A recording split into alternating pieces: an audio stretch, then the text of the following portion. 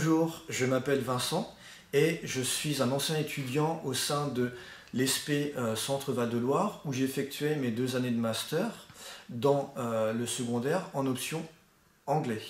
entre 2014 et 2016. Mais avant cette formation en master, j'ai commencé ma formation post-bac par un BTS dans le tourisme, une formation qui ne m'a pas du tout plu et donc j'ai décidé de m'orienter vers des études universitaires où j'ai fait une licence LLCE en anglais, puis un master en anglais MEF pour enseigner. Je suis actuellement formateur en anglais au sein du CFSA de l'AFTEC, centre de formation où l'on peut enseigner pour les BTS, pour les licences, pour les masters et toute personne qui souhaite se former à l'étranger au travers de différents programmes comme Erasmus. Donc depuis ma formation au sein de l'ESP, je suis en CDI en tant que formateur d'anglais au sein du CFSA de l'AFTEC. Les points forts qui m'ont permis de m'insérer dans mon métier actuel, ce sont tout d'abord les échanges. Les échanges avec les formateurs au sein de l'ESP, mais aussi les échanges au travers de nos expériences en stage dans l'enseignement et dans différents établissements, mais aussi les échanges au travers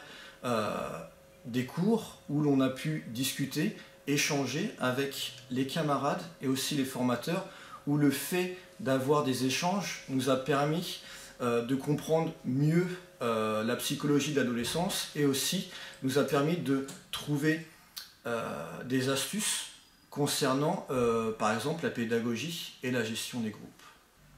Durant mes années de master, j'ai effectué un stage à l'étranger entre le Master 1 et le Master 2 où je suis parti aux États-Unis, dans l'État de New York, dans une ville qui s'appelle Rochester, où j'ai enseigné le français au collège et au lycée et il m'est même arrivé de faire des interventions dans des universités. L'enseignement du français aux États-Unis m'a permis de comprendre des choses par rapport à la pédagogie en France et bien sûr de m'améliorer par rapport à la langue anglaise.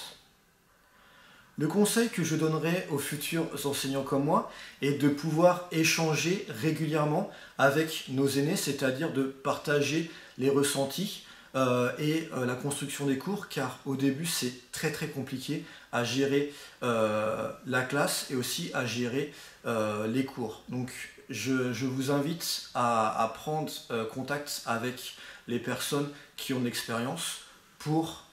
faire un point régulièrement sur la préparation des cours et la gestion de la classe.